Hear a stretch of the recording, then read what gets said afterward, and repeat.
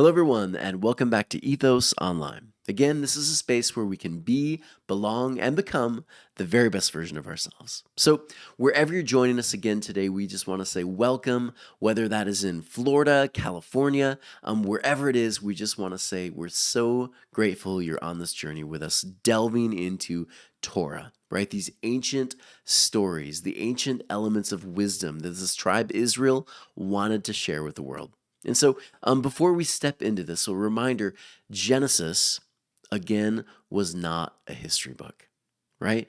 Genesis was written as something far deeper. And so, what we do at Ethos every single week, we ask a lot of difficult questions about context. We ask who the author is, right? We'll ask, what do these words mean? What did ancient rabbis, the people who wrote these pieces, how did they interpret it, right?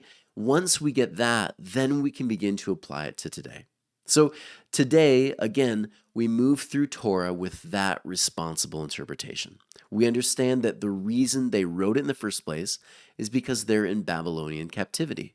And they're trying not to assimilate like all the other tribes would do, right? So Torah is a written response to the fears of assimilation. It is not a written response to the question of, hey, should we have a history book? Right? That was not the question they were asking. They were saying, hey, how do we hold on to our values, right? How do we hold on to our tribe?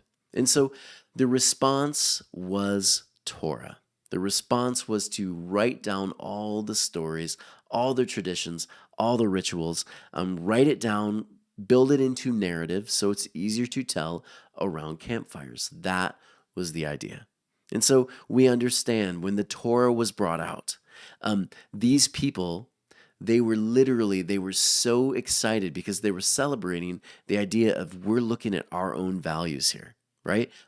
We are looking at a mirror reflection of who we are, right? And so this was really beautiful and important to them. And so understanding that, again, super important. Every time we read a story, warnings, wisdom writings, we understand it was to the nation of Israel first. Then 2022, right? We understand we can apply it in a different way today. Sometimes they're similar, but oftentimes we kind of have to shift it a bit to make it make sense to us today. So today we're going to do a short section. This is going to be 6 through 11. And there's some beauty here. And again, to jump ahead and to do the whole chapter would be silly. There's just so much beauty. I don't want to jump through too much because there's too many themes. So I'm going to move through 6 through 11, and we're going to cover some neat concepts that are going to build into next week. So before stepping into Joseph, really the story of Joseph, understand this. Yes, there is the play, the musical, Joseph and the many multicolored coat, all that. We know the story of Joseph, right? We've heard it over and over again. There are movies. We understand the story of Joseph, but we don't understand the story of Joseph. We forget that the story of Joseph is, again, Israel miniaturized. So when you read the story, remember, Joseph is not just a story about a good-looking kid with good fortune and a nice coat, right? We understand the story is Israel, and it's Israel's highs and Israel's lows. And that's also the idea that the divine is going to keep Israel safe in the middle of all of this catastrophe and empire building. The divine will walk with Israel, preserve Israel. So Joseph, remember, the story of Joseph, if you're a Jewish person reading this, they are hearing we Jewish people, right? They see themselves in the character of Joseph. Yeah, okay. And we'll also pick up again, you'll see Egypt brought up, Egypt captivity. You'll see all these different ideas of empire. There'll be a lot of different elements of dreams involved. Injustice, all of it. You'll see it here, but remember, this is the story of Israel. And when you get that, the whole thing actually hums. It makes more sense. So let's read it together. And again, I know I sound nasally today. It is that time of the season, right? Right before summer, nasal hits. So I apologize, but stay with me. This stuff is good. Here we go.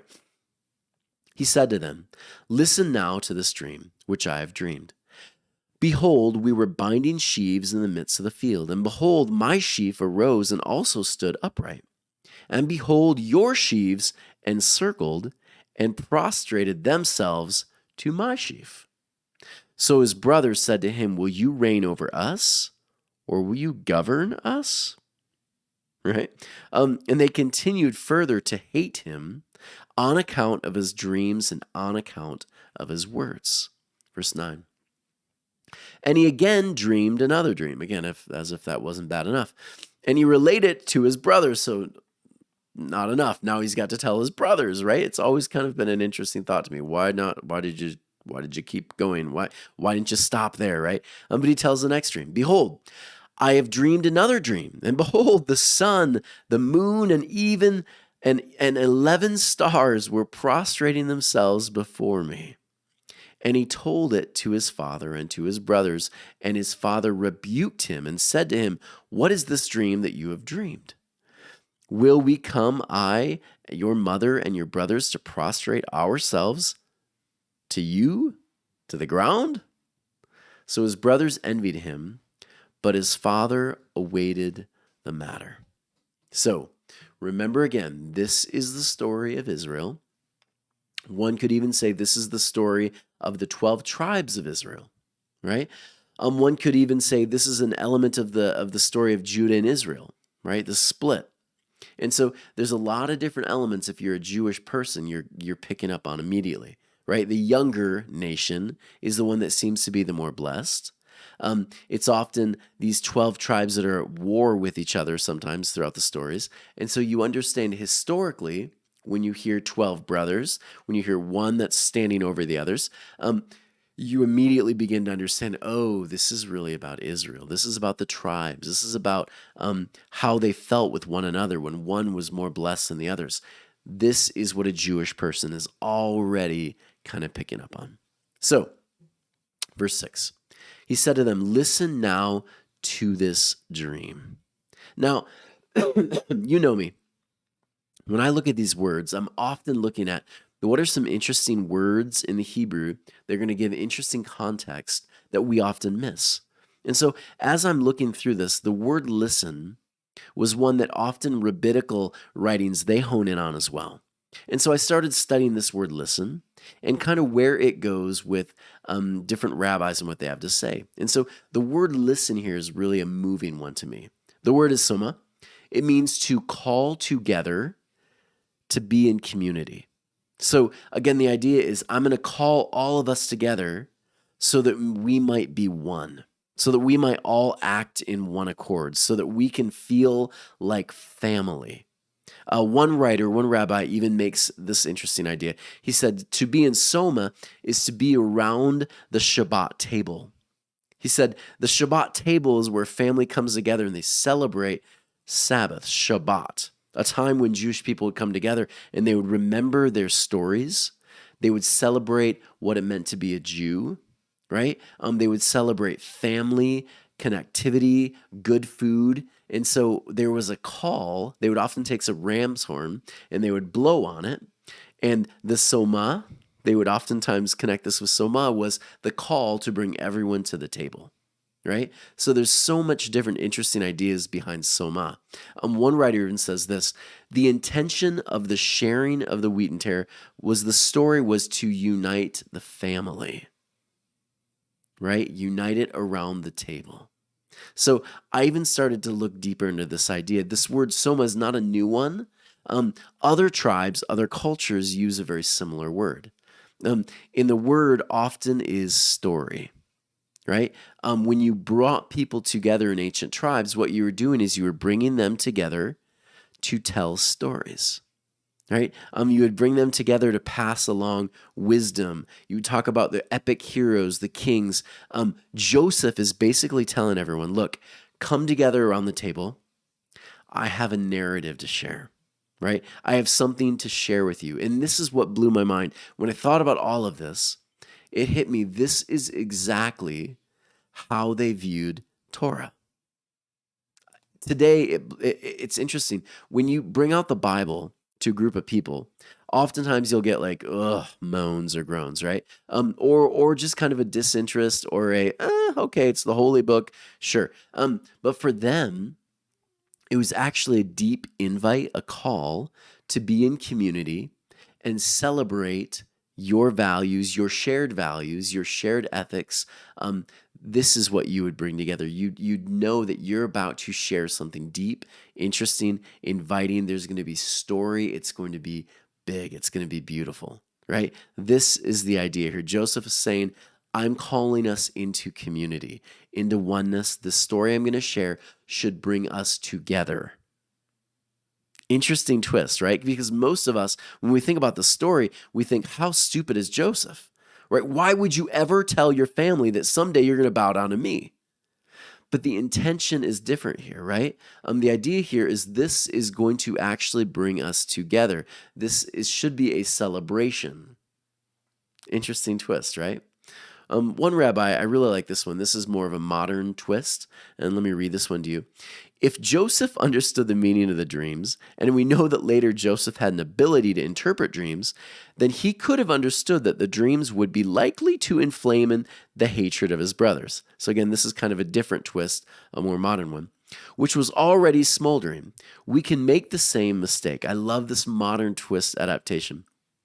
We can make the same mistake. We tend to assume that because the Lord has shown us something, we need to tell it to others. Not necessarily. We might want to ask ourselves some questions first, like, is this truth just for me? Or, Lord, do you want me to share it with others? If I do, will it make the situation better or worse? This rabbinical interpretation I just thought was fascinating, right? The idea here, Israel, right? Israel's in the middle of captivity. You know your hope is that your captives will fall and that you'll be able to go free, right? And so the question is, should you proclaim that message loudly to the people in Babylon, right? Or do you want to sit quietly, wait for the Lord to show up and do his thing? Right? That's the idea here. Do you loudly proclaim to your captors that, like, look, you're going to die, right? Look, God's going to punish you. We're going to be okay and we're going to walk free. Or do you wait and listen and do what you can in the middle of captivity to thrive? And same with us today. Individually, if it's a message to a person, an idea about someone that could potentially hurt someone, maybe you allow them to find out on their own time, right? Maybe you just sit with it. You know the boss is going to do the bad thing and they're going to get everyone fired or they're going to get fired. Maybe sometimes you don't call the boss out. You let them continue doing the thing they're doing. I don't know. The idea here, though, is that sometimes we don't loudly proclaim it. We just wait. And so the question was, should he have waited or not? Interesting idea. Take it however you want. But that's just one other rabbinical interpretation I thought. Interesting, right? Different twist. Let's keep going. Verse 7. Behold, we were binding sheaves in the midst of the field. So notice this, and oftentimes people miss this. The idea here is any story is going to have turning points and shifting points and often foreshadowing. So check this out. This dream is taking place at the time of harvest, right? It's the end of the story. So Joseph and the writers, of course, who are doing this, they're foreshadowing that something really interesting is going to take place. It's an ancient tool storytellers used, right? We're still in the spring of the story, but we're letting readers know that we're going to go full circle, right? There's going to be some celebration, something worth celebrating is going to happen at the end. Yet, here's the beauty of it. The thing that we're going to celebrate is the thing that causes this individual to have the most pain and the most agony. The thing that's going to cause the celebration at the end is the thing that in the beginning is going to cause Joseph to go into captivity in the first place. Right? Heavy, beautiful. It's what Hebrews did. They had a beautiful way of telling story. And really, as you look over so many of our modern novels today, they'll do the very same thing. right? It's a brilliant tactic. This foreshadowing in the beginning, it's a brilliant way of telling the story. And so I always enjoy this when I read it. So let's keep going. My sheaf arose and also stood upright. And behold, your sheaves encircled and prostrated themselves to my sheaf. So understand this. They bow down. The idea here is they essentially let the bigger sheaf know you are the greater one, right? You are the one worthy of praise, of honor. That's the idea of worship. You are the one that's worthy of honor, right? Has Joseph gained this idea of honor yet? Well, no, because here's the beauty of it, and we'll get into this later. Joseph is not yet Joseph, right? Joseph is not yet at the place of honor. He has not gained this yet, because to be at this place, you have to go through the captivity.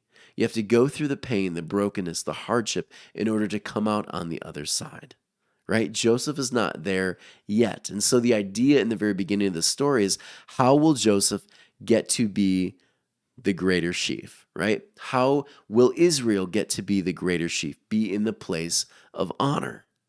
And this is all what these rabbis are setting the story up for. And the audience is asking these questions. So good. Couple things to note here too. Obvious 12 tribes connection. Most people are going to pick up on that. Secondly, the action of reigning over his brothers. Harvest time, again, we've talked about this. It's a time of celebration, right? The harvest was a time of celebration. Judaism did so many different feast days directed toward the harvest time. It's always connected to the idea we're finally living freedom, right? We're finally living freedom. Good. The brothers, here's the thing though, and here's what Rashi points out that I love. It's such an interesting point.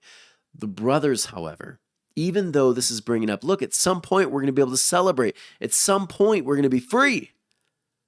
But the problem is, Rashi points this out. The brothers are unable to celebrate the dream of the harvest because pride has inched its way into their hearts.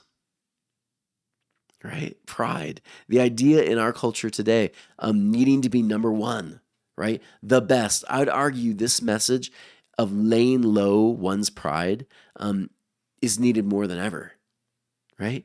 We can't always hear messages of like constructive criticism because our pride, our ego gets in the way. And so this is what happens to the brothers, right? The other tribes, Israel, right? Pride gets in the way. And so you'll notice this theme over and over again in Torah, especially in Genesis. You'll see oftentimes when the king gets prideful, Israel suffers. When the nation of Israel gets prideful, they turn their backs on the divine, and they end up going the wrong direction. Pride over and over again. And so as I studied this, there's so many rabbinical connections to this that all point to the brothers, the other tribes, right? Israel oftentimes will not hear the voice of the divine through the prophets, through the messengers, because pride gets in the way. Interesting point, right? Good. They continued further to hate him on account of his dreams and on account of his words. Again, pride. Behold, Joseph says. So notice this. First dream doesn't work. Like a good storyteller, let me try to tell it this way, right? Let me reframe the story in this way. Maybe it'll make more sense. So he brings up this one. I've dreamed another dream. And behold, the sun, the moon, and 11 stars were prostrating themselves before me. So again, let's reshift. Let's calibrate. Again, sundown, you have the sun setting, the moon and stars coming up. They're bowing to Joseph. Something big is going to take place here, right? The question good readers are asking, of course, is will Israel, the brothers, the family, right? Will they be able to humble themselves enough to experience the blessing that Joseph wants to bring them to? Are they going to be able to humble themselves enough to be able to live out that blessing? So one rabbi says this: we, Israel, must learn from Joseph's brothers. At times of celebrations, humility brings family together more than pride and arrogance ever do. That was a gem. When I found that quote, I was jumping. That is so good, right? Humility is what's needed. Humility. And anyone who reads this story knows Joseph only gets to where he's going to move through this because of his dependence on the divine, right? And humility to serve, right? Joseph will serve in humility over and over again. And this is one of the things that's going to move him to become well, we'll get to it soon, right? But it's the thing that's going to get him to a place where he can truly serve Israel, right? His own people. But it's only because of humility and the reliance on the divine. And so anyone reading this right now, as you're reading this, especially a Jewish person, you're already making the connections here, right? Israel, will we depend on humility or will we be egotistical, right? Will we be the group that continues to allow pride to get in the way? And then notice this part. His father rebuked him. The father rebukes the son, right? Even the patriarchal one misses it at first. But notice this, and I love this. It doesn't end there, though.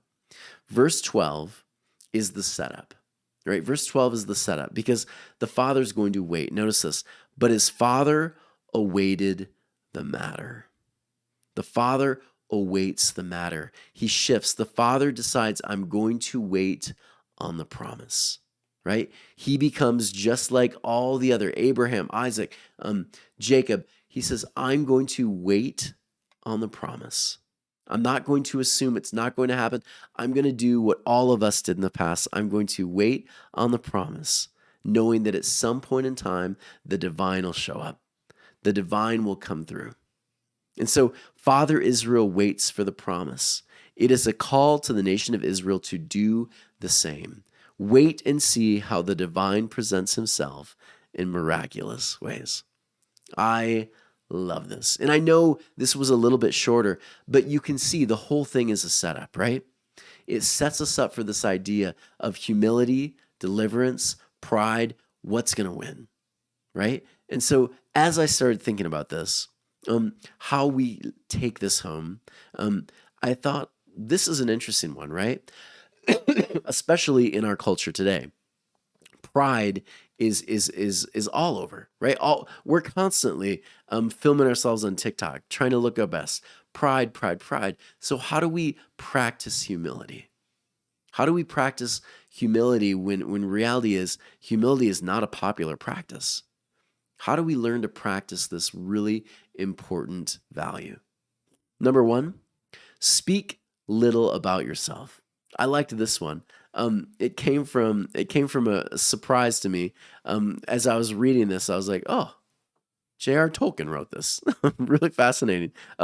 There is a difference between someone who is boastful and a braggart and someone who speaks with confidence. Everyone knows that guy. He can't help but tell everyone how great he is, right? This is him. The truth is, if he was really that cool, he obviously wouldn't need to be talking about how great he is. So practicing humility really means you speak, you act with confidence, but you never have to sit and talk about yourself. Main rule for me lately, as I read stuff like this, speak a little about yourself, I'm learning, hey, when I'm in conversation with someone, ask questions about them. Direct the conversation about them. As we do this, it creates more and more humility and deeper connection with others. Number two, don't try to manage other people in their business. I liked this idea. Except like in the rare occasions, of course, when someone's specifically asking you for help, keep your advice to yourself, right? No matter how well-intentioned your motive is, try to hold on to that advice and just be an active listener. Number three, accept correction with a smile. Man, is this one hard. This one's really, really difficult. But some of the greatest minds have all said correction is sometimes the best way to learn. And so when you get someone who says, look, I think you can do this differently, or here's some constructive criticism, rather than getting defensive, take a moment, consider it, accept it with a smile. And sometimes, let's be honest, it's not the best advice or whatever, but learn to graciously accept criticisms, offers to help, or whatever it is. Accept it with a smile. When you do, it becomes less confrontational and humility takes place, right? Number 4, ignore the mistakes of others. This one I think is really important, especially now. We have all become so judgmental of everyone around us. And so there's a saying that I like. It goes like this: people will always forget what you told them, but they will never forget how you made them feel. I love that quote. Instead of throwing people's mistakes back in their face, use these times of opportunity to show humility, right? Something like, "That's okay. You know what? I made this same mistake. I've done the very same thing." Use this as an opportunity again to create connection, but also we all make mistakes, right? Ignoring those, not propping yourself against everyone else, not being so judgy will help us again get closer to humility. And the last one I really liked was this: be kind even when provoked. This one is hard for me sometimes because I want to act defensively. I want to respond with the witty response. But this be kind even when provoked allows us to be positive forces in people's lives. And really, that's like the point of Jesus' message in the first place, right? Kingdom heaven reality is when we can learn to live kindness, love to others. And so learning this is going to help us, this element of humility is really going to help us move toward a more Christ-like attitude in the first place. And so all of those concepts today, I hope you enjoy this. This is the setup. This is the setup. The question, will they learn the value of humility? Will they learn the value of serving others, even their enemies? Or will they hold on to pride and ego and die in the middle of captivity? That's the question. Folks, I hope you enjoyed this. This was a lot of fun for me. As always, please consider going to ethos-church.org/donate.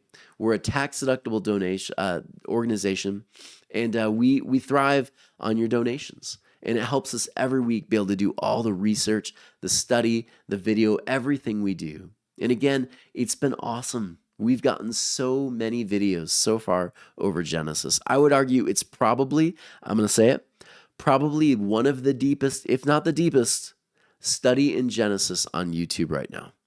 I haven't found a playlist larger in more depth than what we have here. And so I am so excited to be able to share that with people. We have something really, really special that we're doing here at Ethos. As always, please consider going to our living room section where we actually get to do things live together, live discussions, conversations about life, Torah, all of it. It's so much fun. And then hit that subscribe button, share this video with others. We are going to have a fantastic playlist soon to share with the world. So everyone, take care, and we'll see you next week as we delve into the rest of this chapter. Take care. See you next week.